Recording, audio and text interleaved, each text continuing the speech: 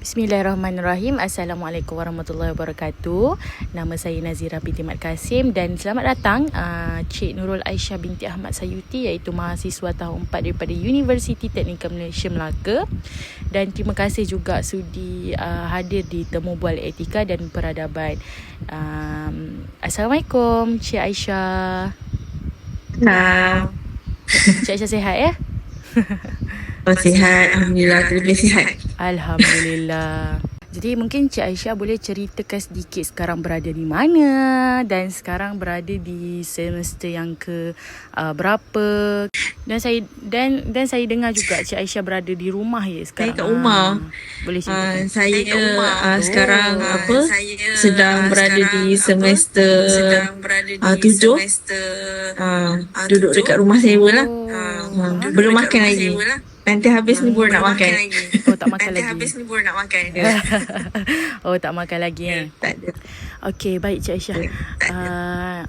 Sekarang ni kita cuma nak tahulah latar belakang Cik Aisyah, nama penuh Cik Aisyah. Sekarang tinggal di mana dan semester tadi semester yang keberapa kan. Dan belajar di mana, kos apa. Boleh ceritakan juga. Dan berapa orang adik-beradik Cik Aisyah? Terima kasih Cik Nazira ya. Okey, nama saya Nurul Aisyah binti Ahmad Sayuti. Saya berumur 26 tahun.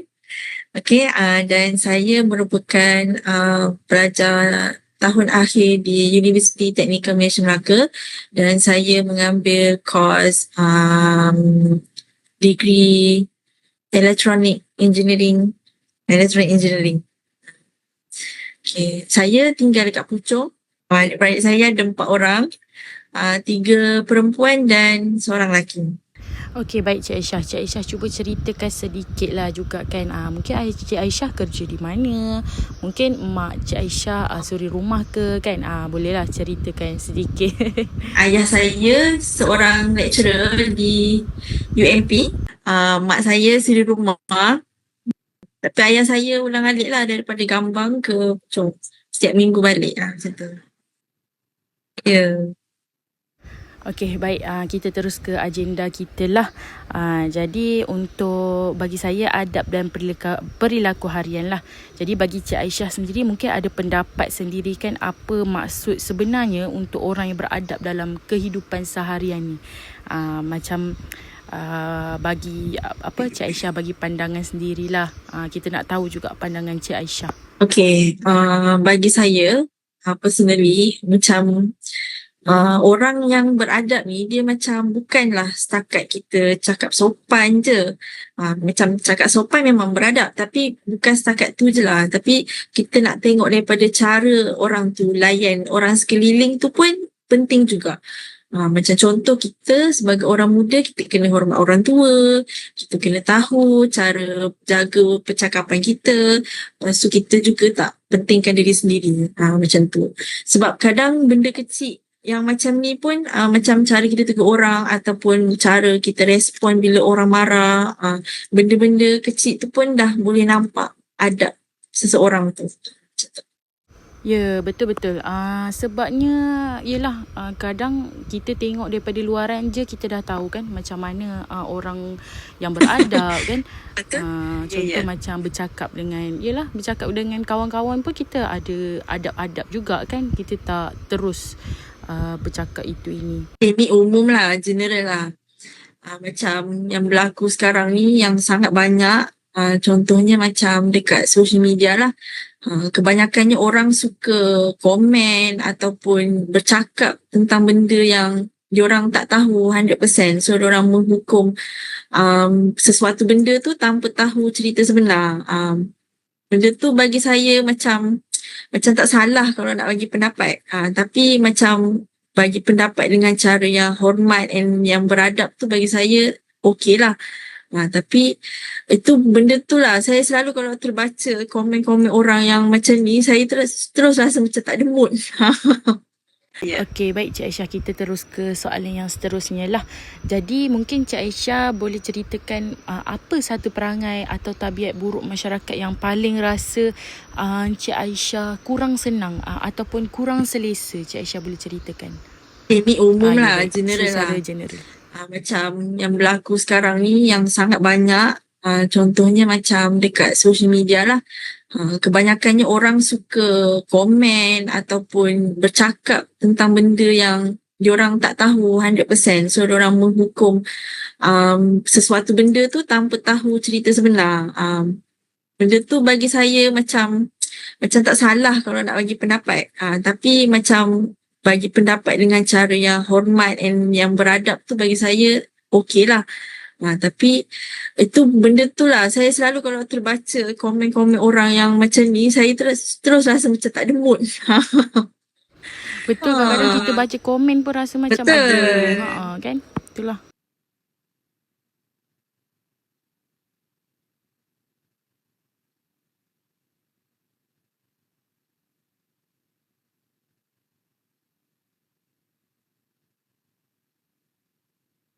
Betul.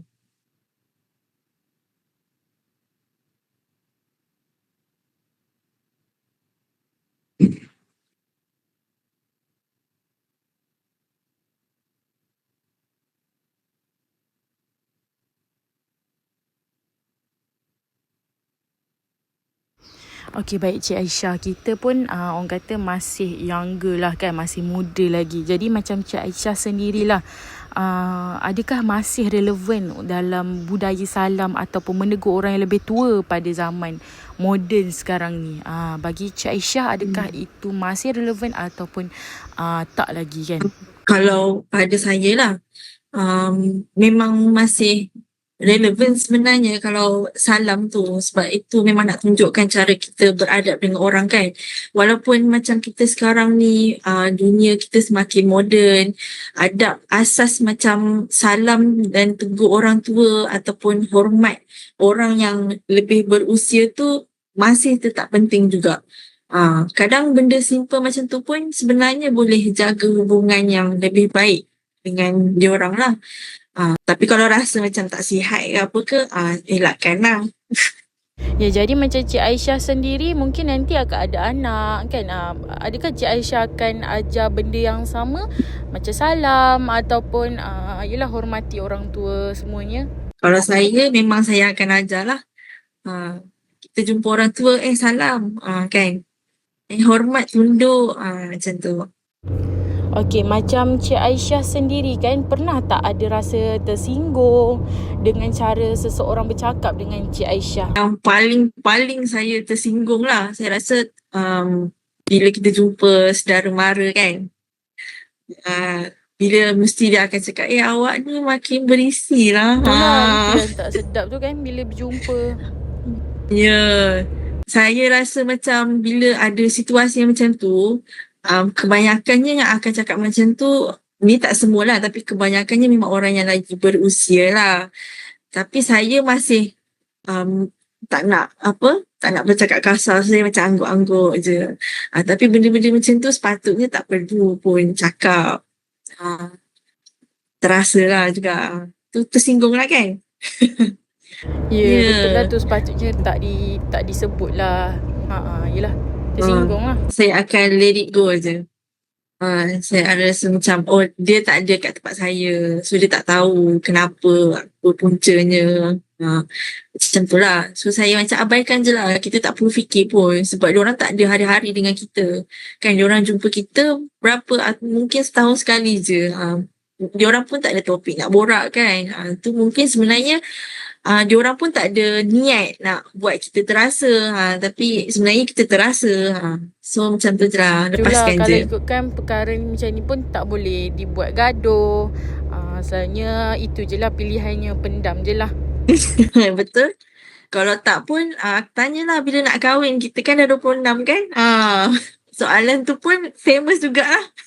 Yelah, soalan tu memang famous lah kalau setiap kali kita balik kampung.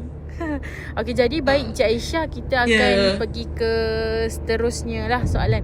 Jadi macam Cik Aisyah sendiri, sejauh mana pentingnya ucapan terima kasih dan tolong dalam komunikasi setiap hari? Jadi mungkin Cik Aisyah sendiri pun ada juga pengalaman yang Cik Aisyah membantu ataupun ni kan dia mungkin kurang berterima kasih. Lagi-lagi pada zaman sekarang ni kan agak susah lah nak ucapkan terima kasih dan minta maaf pun tu rasanya lagi susah. Bagi saya, memang saya akan wajibkan atau pentingkanlah perkataan tolong dan terima kasih dan lagi satu minta maaf. Tiga ni. So bila kita biasa cakap tolong ataupun terima kasih, so orang lain pun akan rasa lebih dihargai. And then hubungan kita dengan orang tu pun akan jadi lebih baik lah. Instead of kita macam ambil ni kan, macam tak minta tolong, benda tu macam buatkan kita boleh tolong, tapi bila orang cakap dengan nada yang tak berapa okey, so kita pun rasa macam tak sedap lah kan. Kadang benda-benda simple, benda ni simple je kan, perkataan ni sangat simple tapi dia boleh tukar mood seseorang tu daripada tak okey terus jadi okey. So penting, sangat penting sebenarnya.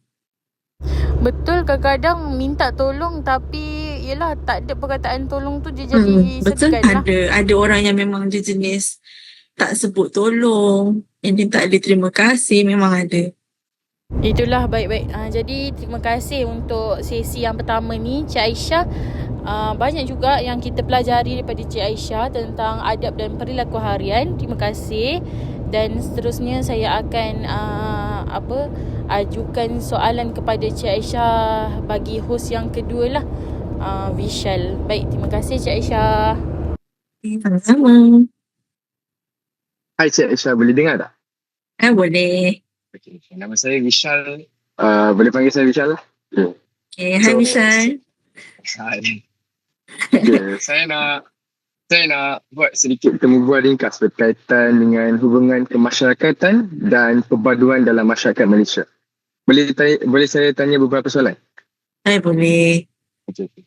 Adakah Cik Aisyah masih mengenali dan bertegur sapa dengan jiran tetangga di kawasan rumah anda?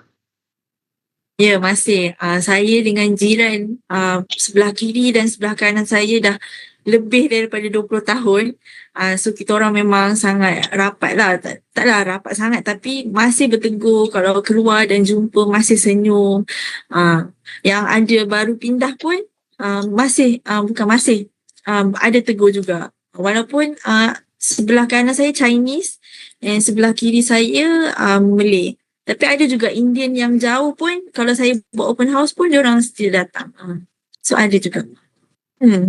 Masyarakat Malaysia mah. Ya. Saya pun tak expect juga tahu diorang nak datang. Tapi ada semua datang. Macam tu. Boleh tak saya tahu mengapa Cik masih bertegur sapa dengan jiran? Sebab saya pun jenis macam taklah keluar rumah sangat kan, tapi kalau kita keluar kebanyakannya ada masyarakat, ada orang yang jenis jogging ke apa ke, so kita just tegur je, hai. Ada yang kadang yang bawa anjing ke apa kan, kita tegur je, sekali dengan anjing boleh kita tegur. Benda tu macam benda tu tak tahulah, kita dah terbiasa kot, so kita tegur je, hi, good morning, benda macam tu. I mean at the end of the day memang jiran tetangga di kawasan rumah kita tu lah yang akan tolong kalau ada emergency apa-apa kan. Betul. Ya. So okay, now we go to soalan nombor 2. Jika Cik Aisyah nampak orang luar melakukan kesalahan seperti vandalisme atau merosakkan harta awam, adakah Cik Aisyah akan menegur mereka atau memilih untuk berdiam diri? Dan kenapa? Okay. Kalau untuk itu dia bergantung kepada situasi jugalah. Kalau situasi tu macam okey, boleh untuk kita tegur, keadaan tu selamat, so mungkin saya akan tegur dengan baiklah, macam adik jangan macam ni kan, tegur dia. Tapi kalau orang, bergantung pada orang jugalah. Kalau orang tu macam bawa parang ke kan, tu seram lah juga kan. Kita call lah siapa-siapa. So bergantung kepada situasi. Itulah. Okay, faham. And then last, pada pendapat Cik Aisyah, adakah semangat gotong royong dalam masyarakat hari ini masih wujud ataupun semakin hilang? Dan boleh jelaskan sedikit tak? Obviously benda ni sebenarnya makin hilang kan. Tapi saya yakin sebenarnya benda ni masih ada. Cumanya dia tak sekerap dulu ataupun memang tak sebanyak dulu lah. Tapi ada. Ya, tapi macam bila ada kenduri ke, ada program ke apa ke, kita sebenarnya masih ada lagi orang yang nak tolong. Tapi itulah benda tu tak banyak. Tu je. I mean, memang sekarang dah macam less and less kan. Ya, betul. Ya, betul. Kita cuma mengharapkan program-program yang macam ni ada dekat universiti, sekolah ataupun pakatan-pakatan masyarakat yang berada di kampung-kampung kan setakat ni yang ada lah. Jadi macam UMP pun baru-baru ni kita ada buat gotong royong. Gotong royong dekat kampung-kampung lah. Jadi itu pun boleh merapatkan silaturahim kita sama-sama penduduk. Tapi itulah makin berkurang lah kan. Betul. Tapi berkurangan lah. Itu memang tak boleh dinafikan lah. Betul. Yeah. Yeah, that's all. Terima kasih kerana sudi berkongsi. Okay, thank you. Okay, baik, kita seterusnya ke host yang ketiga iaitu Muhammad Haras. Muhammad Haras, boleh teruskan? Aisyah boleh dengar saya? Boleh. Okay, setelah mohon pendapat pada Michelle, sekarang tibalah masa saya pula untuk bertanyakan soalan kepada Cik Aisyah ya. Okay, boleh. Nervous pula. Okay, jadi soalan saya yang pertama, adakah Cik Aisyah merasakan bahawa cara orang di sekeliling kita berkomunikasi di media sosial seperti di ruangan komen mencerminkan tahap peradaban kita? Boleh berikan sedikit pandangan? Iaitu memang cara kita berkomunikasi tak kisahlah dekat mana-mana, dekat WhatsApp, dekat chat, dekat komen ataupun even depan-depan pun memang akan mencerminkan sikap kita lah. So kadang dekat media sosial ni kebanyakannya orang jadi sangat berani bercakap kasar sebab kita tak face to face. Tapi bagi saya walaupun online sekalipun kita tetap kena jaga adab macam kita bercakap dengan orang. Tapi itulah kebanyakannya saya sedih sebab kebanyakannya kanak-kanak yang bercakap kasar. Selalu kan nampak komen kanak-kanak. Kita macam aduh, muda lagi kan, sayang lah. So kena ni lah. Sebab pada pendapat saya pula, kadang-kadang bila kita tengok di media sosial ni sehingga ada yang tidak tahu, sudah ada yang tidak sedar tentang batas yang perlu dijaga. Contohnya mengeluarkan kata-kata kesat ketika melihat sesuatu yang tidak bagus di media sosial. Pada saya itu tidak patutlah, sangat-sangat tidak wajar dan tidak patut serta tidak mencerminkan kita sebagai rakyat Malaysia. Baik, kita ke soalan yang seterusnya. Pernahkah Cik Aisyah rasa tertekan dengan budaya kecam ataupun kita lebih familiar dengan cyberbullying yang sedang berlaku sekarang? Apakah pandangan Cik Aisyah? Saya rasa sangat tertekan je. Selalu sangat tertekan. Memang benda tu kecil je. Boleh jadi viral and then orang cepat sangat nak menghukum satu-satu benda tu. Even dia tak tahu pun benda tu apa. Kadang-kadang video tu dia dah explain dah. Tapi kat komen still tanya soalan yang video tu dah explain. Orang tak tahulah macam malas membaca ke apa ke kan. Kadang kita kesian lah tengok orang yang kena kecam ramai-ramai walaupun benda tu tak tahu pun betul ke tak kan. Budaya macam ni sebenarnya bagi saya lah memang tak sihat kalau kita biarkan macam tu. Memang kena atasi lah. Hanya. Ya, betul, saya setuju juga dengan pendapat Cik Aisyah sebab kalau nak kata tentang cyberbullying ni, dulu pernah ada satu ketika ni sebab saya antara orang yang sentiasa up to date lah dengan sukan, antaranya specifically sukan badminton. Ada satu waktu tu kita punya pemain persoalangan kita di Zijia, dia tak dapat ke semi final atau final, saya tak ingat dah, dekat kejohanan dunia kot tahun 2022 kalau tak silap saya. Jadi posting IG yang saya nampak tu penuh dengan kecaman-kecaman yang tak sepatutnya diberikan kepada beliau sebab kadang-kadang kita tak tahu mungkin apa yang kita type tu dia baca and memberi kesan kepada dia walaupun sikit. Jadi pada saya benda tu sangat tidak patut lah. Memang saya beli ni tidak patut wujud pun sebenarnya kalau nak diikutkan secara betul. Okay. Seterusnya kita ke soalan yang terakhir daripada saya. Pada pendapat Cik Aisyah, patutkah kita mempunyai undang-undang yang lebih ketat untuk menjaga etika di media sosial? Okey, saya rasa sebenarnya benda tu perlu juga sebab sekarang ni terlalu banyak kes fitnah. Macam fitnah, scam, cyberbully. Tapi dalam masa yang sama kena seimbang juga. Jangan sampai orang sangat takut nak bersuara langsung. Kena seimbang lah benda tu. So yang penting orang tetap guna social media tapi dengan in a way yang lebih bertanggungjawab. So semua, kalau nak tulis pun semua akan lebih berhati-hati lah kalau ada undang-undang yang lebih ketat. Macam tu. Okay. Saya rasa itu sahaja daripada saya. Saya serahkan kepada host yang seterusnya. Silakan Nazira. Alhamdulillah, baik-baik. Terima kasih kepada Muhammad Haras Bashir. Jadi seterusnya kita akan pergi ke pandangan umum dan masa depan. Jadi Cik Aisyah, boleh tak saya nak tahu siapa idola yang Cik Aisyah rasa dia adalah mempunyai etika dan peribadi yang baik dan paling terpuji? Kalau saya cakap mak saya, okey ke? Ya. Mestilah. Mak saya lah. Mak saya ni dia seorang yang sangat sangat beradab lah sebab dia kalau orang berkasar dengan dia pun dia still okey je. Kadang-kadang orang pun boleh pijak kepala dia lah. Tapi saya sangat kalau berkaitan dengan adab dan etika yang sopan semua ni memang saya sangat idolakan mak saya lah. Sebab dia dia kalau marah pun dia ada fasa dia.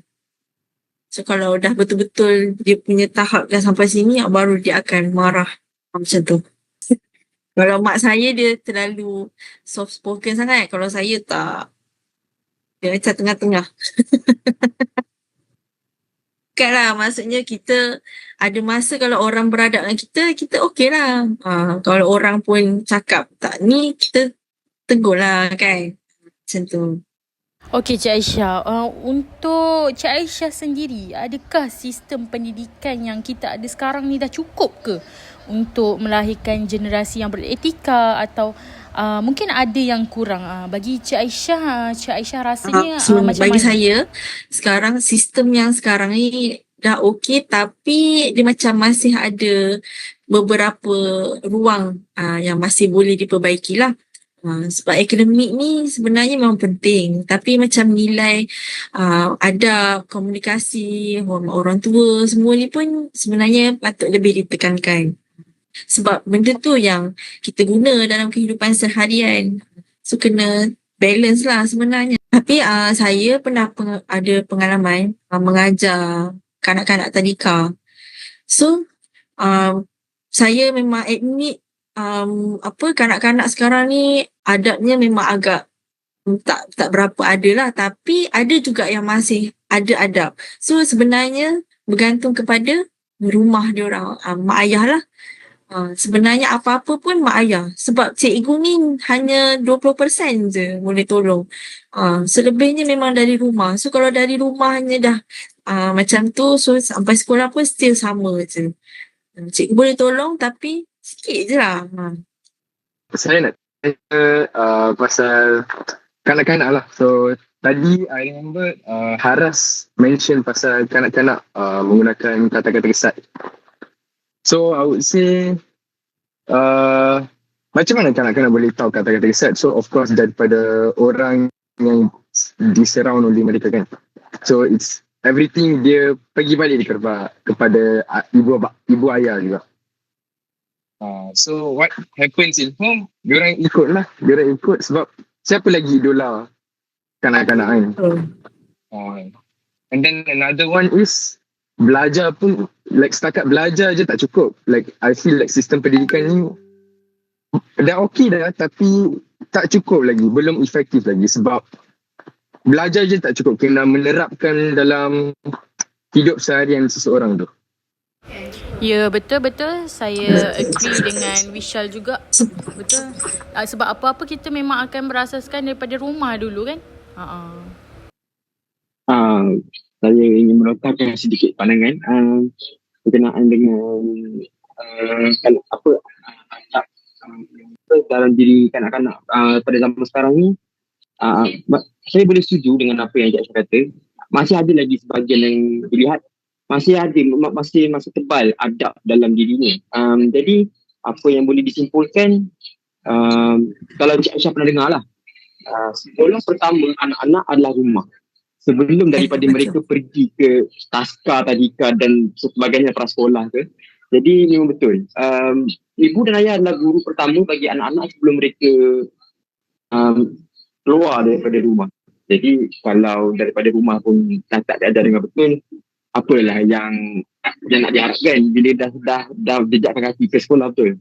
Jadi itu saja pandangan saya. Betul, terima kasih atas pandangan Muhammad Aras. Jadi masing-masing memang ada pandangan masing-masing lah kan. Sebab kita pun memang akan meningkat kepada orang kata generasi yang seterusnya. Mungkin kita akan ada anak dan sebagainya. Dan itu yang akan yang harus diterapkan lah untuk generasi yang akan datang. Jadi Cik Aisyah, mungkin ada satu perkara tentang budaya Malaysia yang paling Cik Aisyah bangga bila bercerita dengan orang luar. Boleh bagikan sedikit? Saya sebenarnya saya bangga sebab kita ni hidup berbilang kaum kan. Tapi kita masih boleh hidup bersama dengan aman. Macam kita pun dalam satu kelas kan ada ramai-ramai tapi kita still boleh bertegur sama-sama, kita masih satu grup, kita masih boleh gelak-gelak, keluar sama-sama. Selain daripada tu pun makanan. Makanan kita makan je kan, semua makanan bangsa ni kita makan semua, kita raikan semua. Kita tak ada pun macam ini makanan bangsa pun tak nak lah, kita tak pernah macam tu. So saya rasa benda tu sangat bangga kalau saya nak cerita kat orang kan, saya akan cerita benda tu lah. Ini memang keunikan orang Malaysia lah kan. Betul. Betul-betul kita sepatutnya banggalah menjadi anak Malaysia. Sebabnya walaupun berbilang kaum, kita still lagi boleh orang kata erat kan. Daripada segi makanan, daripada segi pakaian dan sebagainya. Macam kalau viral kat TikTok, satu makanan tu lepas tu semua nak rasa. Kita tak tahu pun itu siapa punya, kita tak ada racist pun. Macam ni makanan datang dari mana, tak ada. Kita still makan juga. Itulah. Like in aspects of betul. Like in aspect of racism semua tu macam dia just segelintir je, just like kecil je. We instead of focusing yang kecil ni, we focus on the bigger picture. Semua macam satu je. Ya, mungkin macam Vishal sendiri pun mungkin ada ramai kawan yang berbilang bangsa kan, macam Melayu, Chinese and mungkin Sabah Sarawak mungkin ada ke? Ramai. Sabah Sarawak tu kurang sikit lah, tapi I memang jenis I like to mix with everyone. Like I myself ada pergi ke gereja tokong Cina, masjid pun ada. I ada puasa sebulan. Dah 3 tahun. I memang suka I love Satu Malaysia ni kan. Saya bangga menjadi anak Malaysia. I memang suka tradisi orang Malaysia. Panas. Jadi Cik Aisyah, saya perlukan pendapat Cik Aisyah lah. Adakah teknologi membuat kita lebih beradab atau semakin kurang menghargai orang sekeliling? Mungkin tadi kita dah ada bahaskan sedikit-sedikit. Jadi mungkin kita Cik Aisyah bolehlah bagi sedikit pandangan lah. Okay. Kalau untuk tu lah, bagi saya teknologi ni sebenarnya dia ada baik dan dia pun ada buruk dia. dalam satu sisi tu dia memang ada banyak bantu and then dia banyak mudahkan urusan harian kita kan. Tapi kalau macam kita terlalu fokus dekat phone je, media sosial sampai kita abaikan orang sekeliling. Contohnya macam kalau kita tengok phone kan, mak kita panggil kita macam nantilah. Itu pun dah sebenarnya tak bagus kan. Ya, tapi benda tu pun sebenarnya memang boleh buatkan hubungan kita jadi renggang jugalah. Lagi satu contoh macam kalau kita makan, sementara tunggu makanan sampai, kita masing-masing tunduk kan. So benda tu pun tak bagus juga sebenarnya. Jadi sebenarnya benda ni bergantung pada kita, cara kita guna benda tu. Baik, Cik Aisyah mungkin boleh bagi orang kata kata-kata yang terakhir sebelum kita stop untuk temu bual etika dan peradaban. Mungkin kata-kata yang terakhir kan sebelum berakhirnya. Ini untuk umum lah kan. Apa-apa pun sebelum kita nak bercakap ataupun sebelum kita nak tulis sesuatu, kita kena fikir dulu. Penulisan kita ataupun percakapan kita ni beradab ataupun boleh buat orang terasa ataupun tak. Tak kisahlah siapa-siapa. Even orang yang lebih muda pun kita still kena jaga hati dia orang juga. Jangan kita rasa kita tua, kita tak payah jaga hati dia. Tak boleh juga. Dengan budak kecil pun sama. Kita kena still beradab juga dengan dia orang. Sebab dia orang lagi fragile kan daripada kita. Apa-apa pun memang bergantung kepada diri sendiri. Kita untuk diri kita nak macam mana kan. Macam Aisyah. Okay.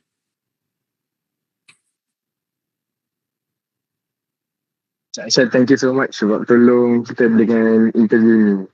Sama-sama. Cik Aisyah, daripada saya pun saya nak ucapkan terima kasih sebab sudi meluangkan masa untuk menolong kami dalam menjawab pelbagai soalan yang telah kami lontarkan sebentar tadi. Dan juga terima kasih kerana sebab setiap jawapan yang Cik Aisyah bagi tadi kami dapat sedikit sebanyak input baru untuk kami secara